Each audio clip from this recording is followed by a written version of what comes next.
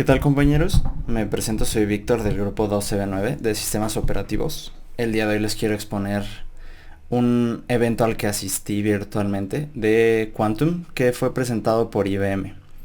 Este evento se llamó Quantum 101 y trataba sobre los principios básicos de la computación cuántica, como el entrelazamiento cuántico, los qubits, cómo funcionan, qué es lo que ha desarrollado IBM para esto, qué herramientas nos proporcionan, entre otras cosas que espero les pueda explicar durante esta breve exposición de lo que vi en el evento. Bueno, empezamos por una pequeña presentación donde nos explicaron quiénes eran, que eran representantes de IBM, en específico del área de Q-Experience, que en breve les explicaré qué se trata. Y bueno, empezamos por ver en qué consiste la computación cuántica. No, cuando nosotros pensamos en computación cuántica pensamos en términos de qubits, de inteligencias artificiales muy avanzadas o de resolución de problemas más allá de lo exponencial, casi infinitesimal de un problema. Y no solamente son esas cosas, sino nos explicaron que la computación cuántica se divide en varios círculos, que son los bits, las neuronas, los qubits, y fuera de eso como las diferentes ramas que se han estado proponiendo de matemáticas, información, aplicaciones inteligentes, hybrid cloud, biology plus information y automatización inteligente. Bueno, después nos explicaron qué es lo que tiene IBM actualmente, qué tipo de computadoras posee y cómo tienen elementos gigantescos como son las supercomputadoras de IBM. En este caso la que nos presentaron fue la Summit, que es la computadora más grande que tiene IBM, pero es una supercomputadora convencional. La diferencia es que una de estas computadoras para resolver esa computadora puede resolver 200.000 trillones de ecuaciones por segundo, pero lo que podría hacer una computadora cuántica es exponencialmente mayor, es muchísimo más. Entonces, a pesar de que este es su computadora más grande comercial, no es lo más grande que tienen en desarrollo.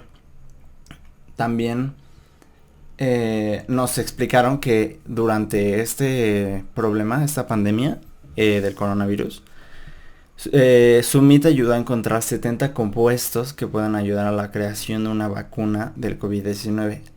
Eran 70 al día de la exposición. Al día de hoy no sé cuántos se hayan descubierto, pero quiere decir que es el arreglo de compuestos que se pueden hacer en una computadora clásica es grandísimo, pero aún así los cálculos que llevan a eso es también grande. Entonces, ¿dónde hay problemas que puede solucionar la computadora cuántica? Como lo dice aquí. Antes de eso nos explicaron un poco la historia de dónde surgió los términos principales de la computación cuántica, de dónde vinieron, y nos explicaron que hubo una reunión en mayo de 1981 donde el IBM y el MIT hicieron hosting de una presentación, bueno, de una conferencia de físicas para la computación, donde se propusieron estos problemas de capacidad imposible de resolver en trillones de años con una computadora cuántica. Y fue donde principalmente se acuñaron estos términos de entrelazamiento cuántico, etc. Como había muchos físicos, seguían la pauta del desarrollo de la física. Primero se desarrolla la física clásica, la que todos utilizamos normalmente, y posterior a eso, problemas que no se podían resolver con la física convencional tuvieron que aplicar la física cuántica. Por eso es donde empezaron a proponer estos términos y de donde todo lo demás empezó a desarrollarse. Bueno, como les decía, la computadora Summit pudo resolver 70 compuestos posibles para la cura, pero no son todos, porque aún así todavía no encontraron una cura. Ahora, nos pusieron un problema que parecería sencillo en términos de química. Solo una molécula sencilla de la cafeína no podríamos ni con todas las computadoras que tenemos hoy en día. ¿Por qué? Porque parecería ser una fórmula muy chica, un compuesto muy chico, como lo vemos aquí, carbono 8, hidrógeno 10, nitrógeno 4 y oxígeno 2, pero nos dicen que con la cantidad de variables que se componen, se tendría que utilizar una computadora de 160 qubits para representar una sola molécula de la cafeína en su totalidad. A día de hoy nos explican que la computadora más grande que tiene IBM de una computadora cuántica tiene 53 qubits. Ahora, nos explicaron, uno sabe de estos términos estudiando ingeniería, pero no sabemos exactamente en qué se aplican. Sabemos la capacidad que puede tener una computadora cuántica, pero no dónde se podría aplicar. Entonces IBM ya tiene categorizadas varias áreas que ellos ocupan como para presentación a clientes, inversionistas, etcétera. Y nos explicaron estas que son como simulaciones químicas, petróleo, distribución y logística en problemas de caminos cortos. Como sabemos, hay algoritmos para calcular el camino más corto hacia un punto, pero mientras más, a partir de cierta cantidad de puntos, crece infinitesimalmente. Entonces ya son incapaces las computadoras clásicas de resolverlo. Y nos pusieron también ese problema. Financial Services, en este caso nos dijeron, los bancos cada noche que cierran los servicios hasta las 8 de la mañana o 7 de la mañana, tienen aproximadamente 8 horas, 7 de procesamiento logístico, que ocupan con expertos, ingenieros y financieros. En esos 8 horas tienen exactas para analizar todo lo que pasa. Y una computadora clásica pues puede analizar increíbles cantidades de información y sacarle el mayor provecho, a decir en qué invertir, cuáles son las cuentas más peligrosas a que no paguen, entre muchas otras cosas. Después nos explicaron que a pesar de que tenemos la idea de que las computadoras cuánticas son el futuro y que nos van a resolver todo, no es así. Aún existen problemas que ni una computadora cuántica, ni la computación cuántica puede resolver. Nos explicaron la diferencia entre los problemas NP completos, no completos. Y nos mostraron esta pequeña gráfica de 3 círculos donde existe el pequeño círculo blanco, que son los problemas que una computadora clásica, a pesar de que sea la Summit, que es la más grande, pueden resolver aún así. Después el círculo azul alargado, fuerte, que son los que puede resolver la física cuántica. Que son posibles con algoritmos cuánticos, etcétera. Y después están el círculo azul claro, que son problemas que ya no son resolvibles ni siquiera para la computadora cuántica. Esto no quiere decir que no sean 100% resolvibles, sino a lo que a día de hoy se propone es muy difícil. Entonces, como sabemos, en un inicio nuestra computación clásica fue muy lenta, entonces a lo mejor con algoritmos para mejorar la computación cuántica cuando crezca, pues ya podrán ser resolvibles. Nos explicaron que en esta primera convención que se hizo en 1981, en mayo, se plantearon las 3 etapas que llevaría la computación cuántica. Primero, la ciencia cuántica, donde se propondrían todos los conceptos, todo lo que se quiera alcanzar, entre otras cosas. Después, la Quantum Ready, que es a partir de 2016, cuando abrieron QNetwork, IBM declaró que ya se llegó a ese punto donde ya se empezaron a desarrollar algoritmos, etcétera. Y por último, Quantum Advantage. Como vemos aquí, la ciencia cuántica empezó desde 1900 hasta 2016. Son 116 años de una sola etapa. Pero para The Quantum Ready a Quantum Advantage, dicen que a partir de los 2020 y tantos, ya llegamos a esa época. ¿Por qué no hemos llegado aún? ya tenemos computadoras cuánticas, claro. Ya podríamos resolver los problemas que no podemos. Pero no.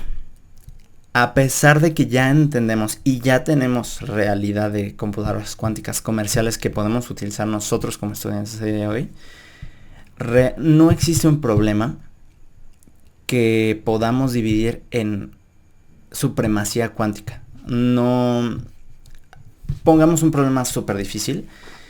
Una computadora clásica, hasta la más grande, podría resolverla. No importa que sean unos 2 años de procesamiento, hasta eso se considera que la computadora clásica está dentro de sus posibilidades. Pero aún no hemos propuesto de manera algorítmica un problema que una computadora cuántica pueda resolver. Y ahí es donde nos dijeron que querían ellos. ¿Por qué nos están dando esta información gratuita, esta exposición a los alumnos científicos? Pues porque nos quieren preparar.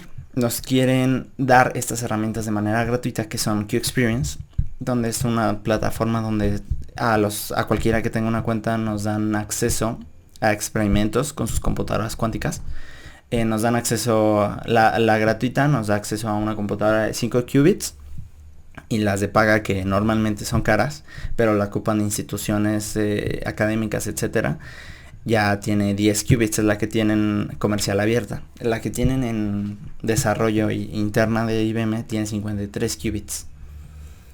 Y bueno, nos explicaron ya ahora sí los conceptos básicos de la diferencia entre un bit y un qubit, que creo que las conocemos porque son temas importantes e interesantes dentro de los sistemas.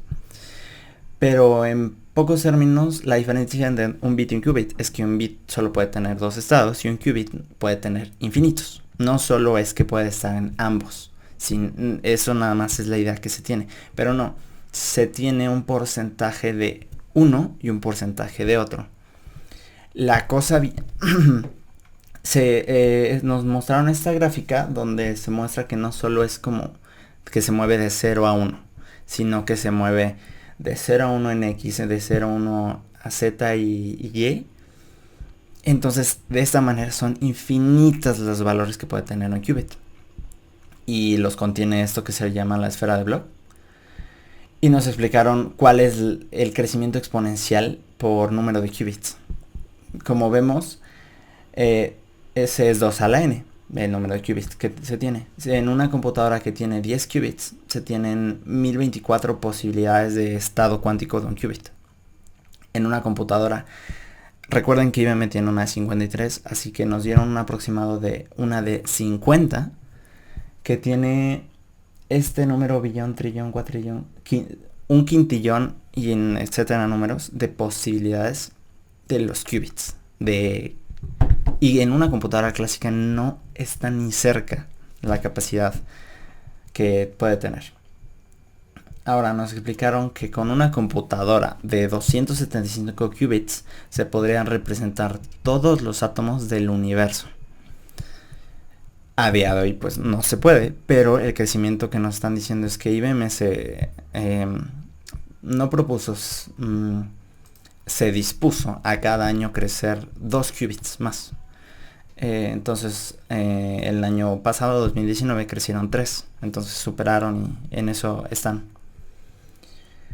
Puesto a esto nos dieron ideas más exactas sobre superposición, entanglement, measurement, quantum gates, interface. Y sobre qué significa un qubit.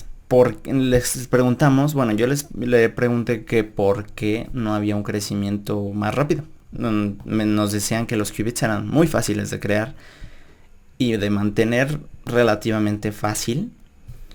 La cosa es que el proceso que tiene que tener un chip para hacer que un qubit sea válido para poder... el reto está en procesarlos, básicamente. En tener una máquina lo suficientemente capaz de procesar esos qubits. Un qubit no es un estado y ya, no es un switch en 1 y 0. Es una molécula, un átomo. Un átomo que se estudia de manera cuántica. Por lo tanto, como sabemos, en la cuántica, cuando se analiza el objeto, se pierde alguna propiedad. Si en una partícula se analiza el spin, se pierde la orientación. Si se analiza la orientación, se pierde el spin. Por lo tanto, trabajar con qubits que están en un estado cuántico es difícil. La dificultad de mantenerlo, o la dificultad de hacer que una máquina crezca en número de qubits, es básicamente el tiempo de coherencia. Un átomo, un qubit, puede mantener su estado para que sea procesable. Si una molécula dura una quintillonésima de segundo, no nos funciona. Entonces, mientras más dure, más importante y valioso es ese qubit, y nos lo mostraron como con esta gráfica donde tiene la quantum volume, donde ellos se encuentran, etcétera, y las capacidades de crecimiento que ellos quieren llegar y de coherencia. A día de hoy, que es 2020, tienen 53 y quieren duplicar cada año. Yo había visto una computadora cuántica, para terminar, que eran estas máquinas, estos tubos con oro y etcétera. Y realmente en un principio, cuando los conocí fue hace años y no sabía cómo funcionaba. Yo decía, ¿cómo es que logran tener una partícula? ¿De dónde la agarras, no? Y ya nos empezaron a explicar que realmente todo lo que vemos ahí no es la computadora, sino solo el sistema de refrigeración. Porque en la cuántica se tienen que mantener a los qubits en estado de cero absoluto. En esta computadora se llega al cero absoluto. En el universo es el punto más frío que existe. Bueno, a menos que haya más computadoras, claro. Y ellos nos dicen que internamente de gracia le dicen el candelabro, porque parece un candelabro dorado. Y ya nos explicaron cómo es el circuito de una computadora. Yo nunca los había visto, ni cómo eran los tanques que los componían, pero como vemos aquí, es una placa muy chica y diminuta, donde cada uno de estos pedacitos, o sea, cada una de estas placas contiene un solo qubit. Entonces, este procesador, estos qubits que se componen, están conectados al procesador interno, y todos están en la parte más baja del candelabro, que es el punto más frío al que se llega. Y claro, tienen que tener cero contacto con cualquier otra partícula en espacios de vacío increíbles para que la coherencia dure.